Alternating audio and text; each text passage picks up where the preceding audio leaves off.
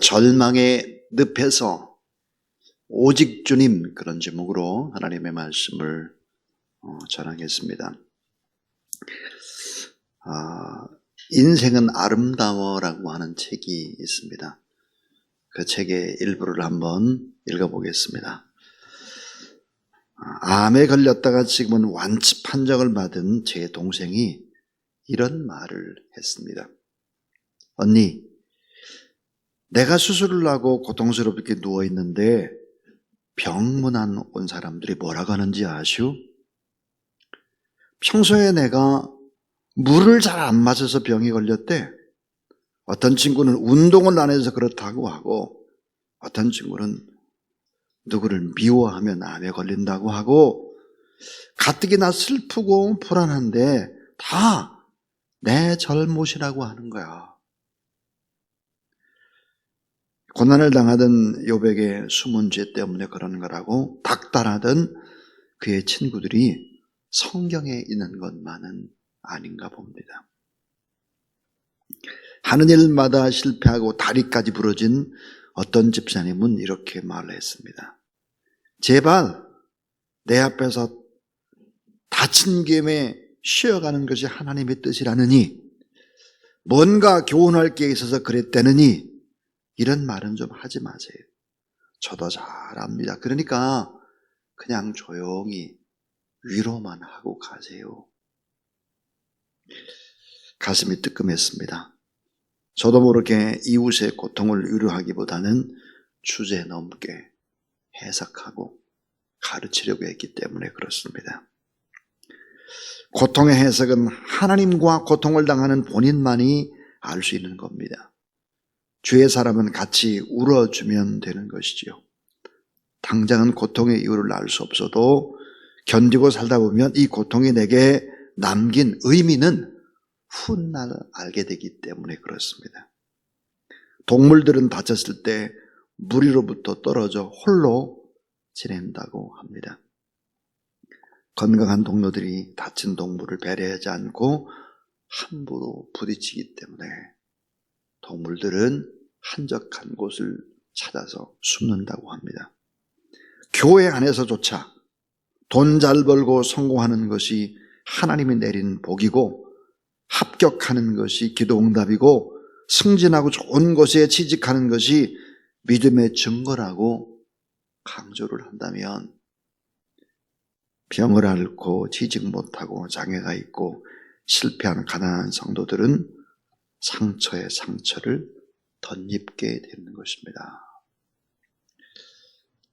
이기섭이라고 하는 분이 쓴 인생은 아름다워에 나오는 일부분을 인용했습니다. 자, 사탄은 욥의 친구들을 격동시킵니다.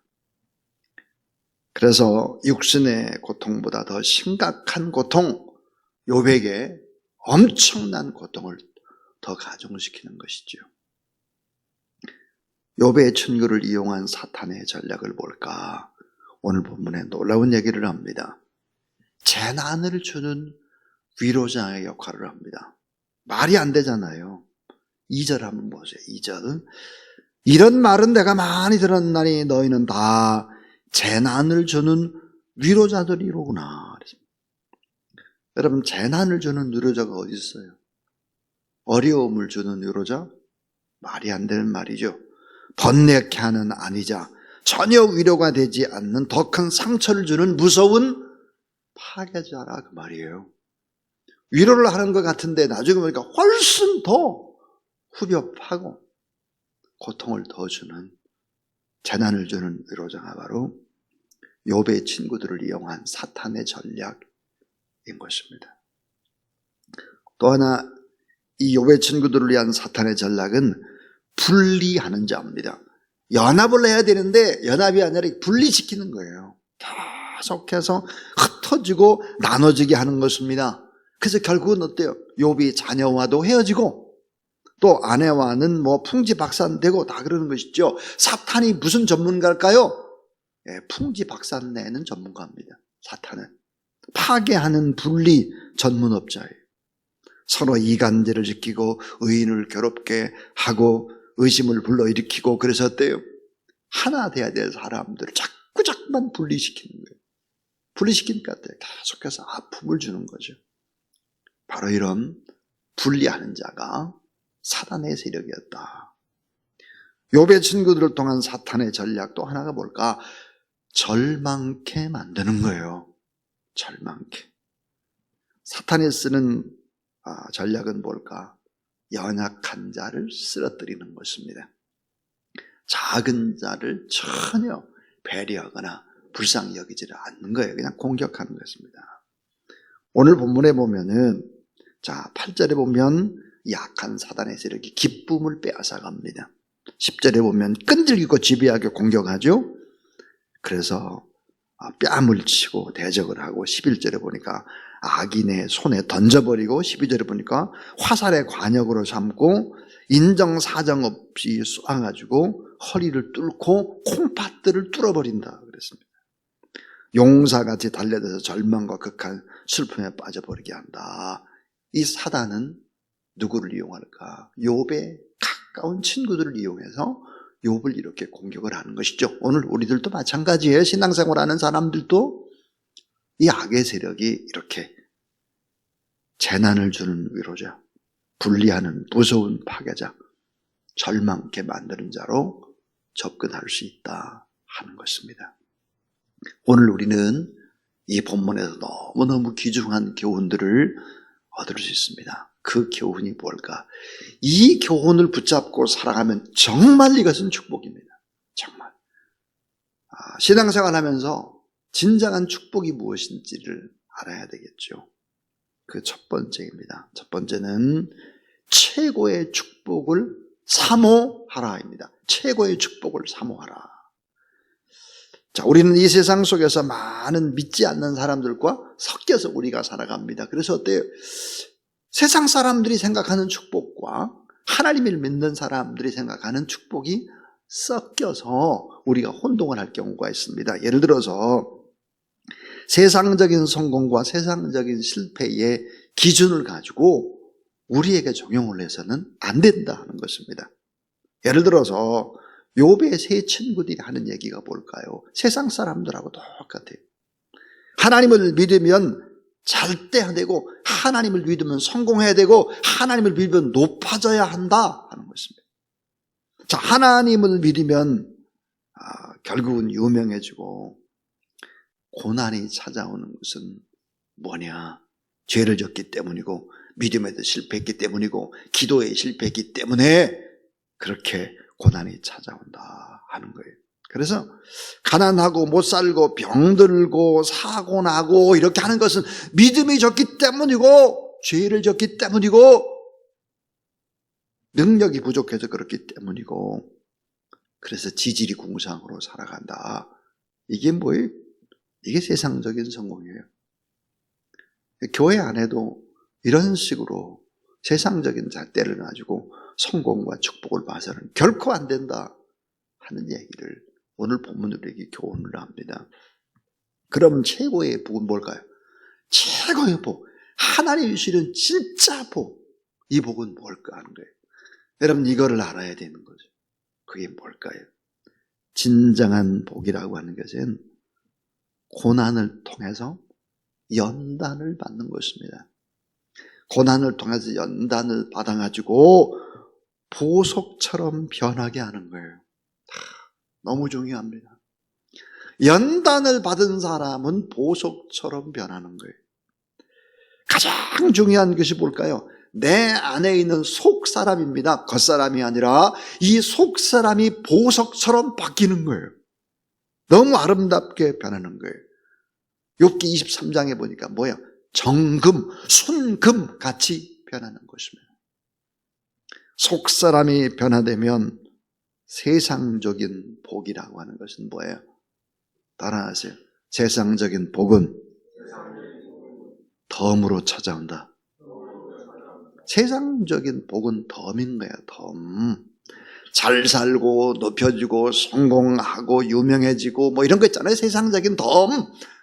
이건 그냥 덤으로 그냥 따라오는 거예요. 여기에 초점을 두는 어리석은 사람이 있어서는 안 된다 하는 거예요. 세상적인 덤은 만약에 이런 분이 있어요. 목사님, 저는 신앙생활을 하면서 세상적인 이 덤 안 주시더라고요. 하나님이 영적인 복만 많이 부어줬어요. 이렇게 말하는 분이 있습니다. 예. 이 사람은 진짜 최고의 복을 받는 사람이에요. 예. 저는 세상적인 덤은 별로 없는데 영적인 복은 진짜 많이 받은 것 같아요. 이게 진짜 복이라니까요. 여러분, 복이 단계가 있어요. 단계. 자, 사도 바울 같은 사람들, 이런 사람들은 어때요? 영적인 것만 추구한 최고의 복을 받은 사람들. 그 밑에 단계의 복이 뭘까요? 영적인 복도 받고 하나님이 어때요? 덤으로 또 세상적인 복도 주고, 그런 사람. 세 번째는 어때요? 세상적인 복만 받은 사람이에요. 그래서 우리는 최고의 축복을 사모하라 하는 것입니다. 가장 중요한 것은 속 사람의 변화다. 보석 같은 변화다. 잡석이 다 떨어져 나가고 정금 같은 사람이다. 이게 1등인 거예요. 믿으시기 바랍니다. 이 복을 사모해야 돼요. 교회가 이런 것을 가르쳐야 되는데 교회가 이런 것들을 잘 안 가르쳐요. 그래서 무슨 좀 병이라도 들고 실패라도 하고 좀 어려운 일 당하면 믿음이 없어서 그런가 보다, 율법이라고 하는 이 태를 뒤집어 굴러 씌워가지고 그렇게 바라보면 안 되는 거예요. 결코. 자, 그래서 이 두 번째는 따라하세요. 연단받는 것에 감사하라. 예. 욥이 당한 연단의 단계가 오늘 보면 3단계가 나와요. 그 하나가 뭘까? 무지막지하게 고문을 당하는 모습이에요. 막 고문당해요. 이게 1단계. 막 어려움 때문에 고문당하는 것 같아요. 그 다음 또 하나 욥이 당한 연단의 단계가 보니까 많은 사람 앞에서 공개 재판받는 것 같아요. 욥이라는 세 친구를 통해서 공개 재판이죠. 공개 재판. 얼마나 초라하고 얼마나 창피한지 모르겠습니다. 또 하나 단계가 뭘까? 그것은 엄청난 검투사가 공격을 하는 거예요. 엄청난 검투사가 공격을 해서 온몸이 찢겨나가고 부서져 나가고 살 소망이 없는데 더 공격한 무서운 세력으로 등장을 한다. 그래서 오늘 12절부터 14절이 바로 그런 얘기입니다. 자, 내가 평안하더니 그가 나를 꺾으시며 내 목을 잡아 나를 부서뜨리시며 나를 세워 관역으로 삼으시고 그의 화살들이 사방에서 날아와 사정없이 나를 쏘므로 그는 내 콩팥들을 꿰뚫고 그는 내 쓸개가 땅에 흘러나오게 하시는구나. 결국은 어때요? 막 검투사가 막 찌르고 육신을 괴롭게 하는 이런 단계로 욥이 바로 이제 연단을 받았다 하는 것입니다. 자, 너무 중요한 얘기. 지금 오늘 본문이 얘기하는 욥이 이런 3단계의 연단을 받았다 했는데 이 욥이 표현한 이 고난은 실제로 예수 그리스도가 다 당하신 고난입니다. 다 당하신 고난.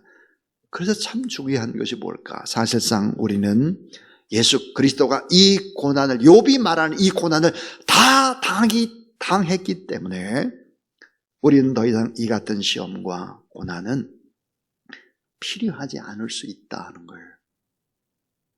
이게 무슨 말일까?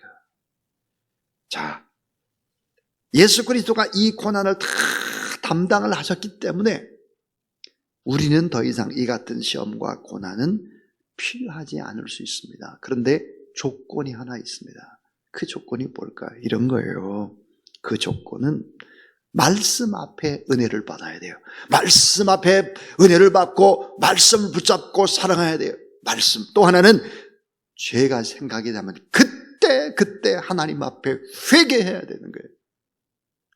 그때 회개하라. 그리고 하나님 앞에 순종하기로 결단하면 우리의 연단은 훨씬 더 가벼워지는 것입니다. 욥이 당하는 이런 식의 연단은 우리는 당하지 않아도 된다 하는 거죠. 믿으시기 바랍니다. 그래서 예수 그리스도를 믿어야 되는 거예요. 그래서 그 말씀의 은혜를 붙잡는 거예요. 하나님의 은혜가 아니면 안 된다는 거죠. 말씀에. 죄를 늘 회개하고 하나님 앞에 순종하기로 결단을 하라는 거죠. 저는 어제 참 스승 중에 스승이죠. 소망교회를 세우신 곽선희 목사님, 원로 목사님이 어제 이제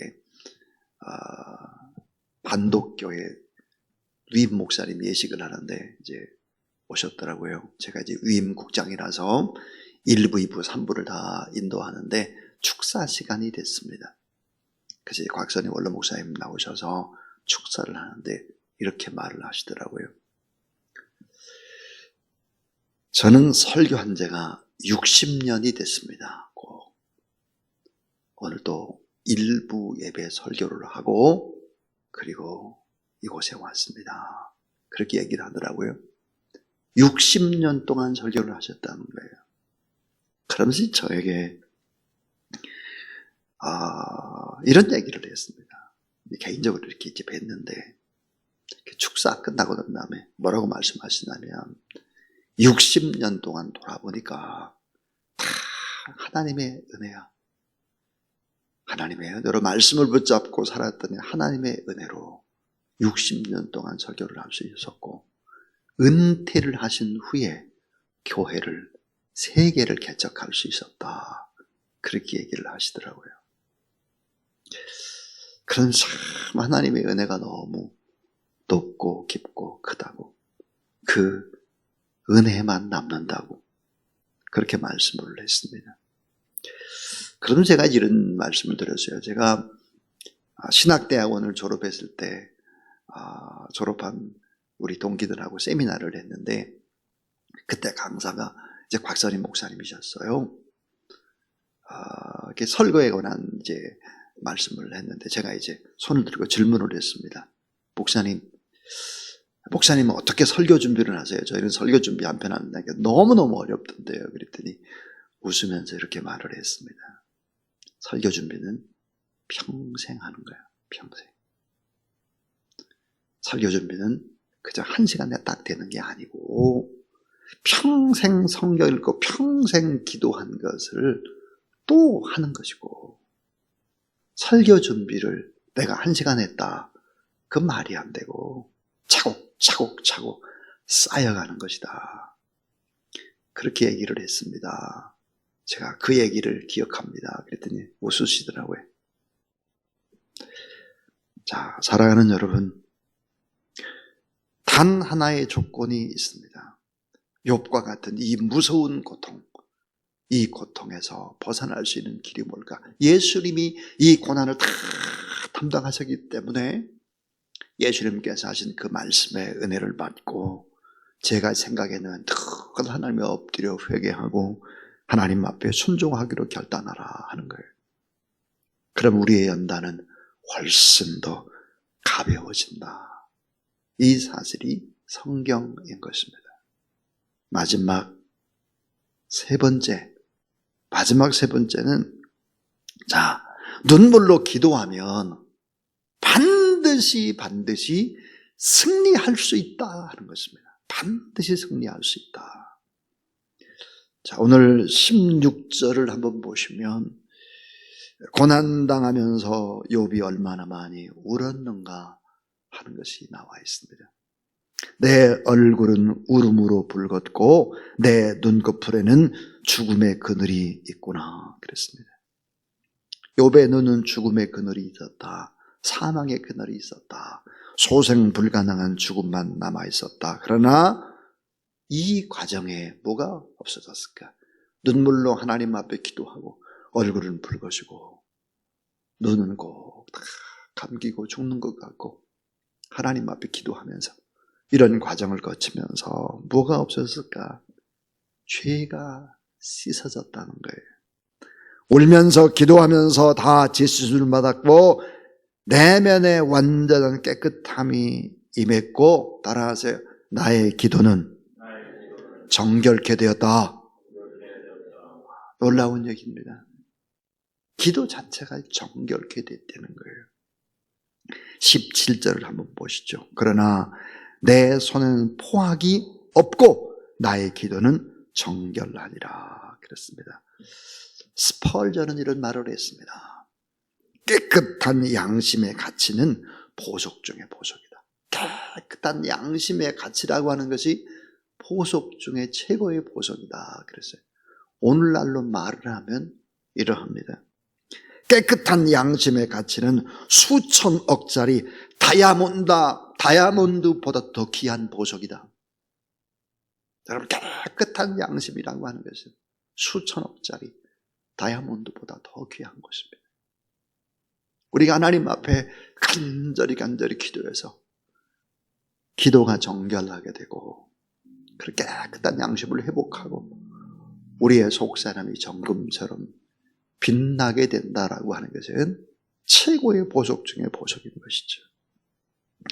여러분, 누가 승리자입니까? 자, 하나님 앞에 두 손 두 발을 다 들고 기도했던 야곱을 생각해 보세요. 야곱. 그 이름이 이스라엘로 바뀌는 것이죠. 승리자입니다. 승리자. 진정한 승리자는 누굴까? 하나님 앞에 두 손 들고 모든 것을 다 맡기고 저는 하나님이 아니면 안 됩니다. 오직 하나님의 은혜, 오직 하나님이 저를 도와주시지 않으면 저는 살아갈 수가 없습니다. 이렇게 하나님 앞에 기도하는 사람들은 다 이름이 뭐예요? 바꿔줘요. 진정한 승리자로. 하나님 앞에 진정한 패배를 인정하고 하나님 없으면 저는 안 됩니다. 우리는 이 세상 살아갈 수 없습니다. 하나님 앞에 이런 고백을 하게 되면 다 결국은 최고 아름다운 보석이 되고 최고의 승리자가 되고 기도 자체가 정결하게 되고 은혜 속에서 더 강해진다는 사실을 믿으시기 바랍니다. 자, 오늘 저는 절망의 늪에서 오직 주님 그런 제목으로 하나님의 말씀을 전했습니다. 최고의 축복을 사모하라. 최고의 축복. 세상의 덤. 그걸 최고의 축복이라고 착각하지 말아라 하는 것입니다. 또 하나는 연단받는 것에 감사하라. 눈물로 기도하면 반드시 승리할 수 있다. 왜요? 보석이 되기 때문에 그렇습니다. 자, 우리 오늘 이 말씀을 생각하면서 하나님 앞에 찬양을 드리겠습니다. 445장 찬양입니다. 오늘은 이제 11월 1일이기 때문에 첫 열매를 하나님 앞에 드립니다. 자, 445장 찬양하겠습니다.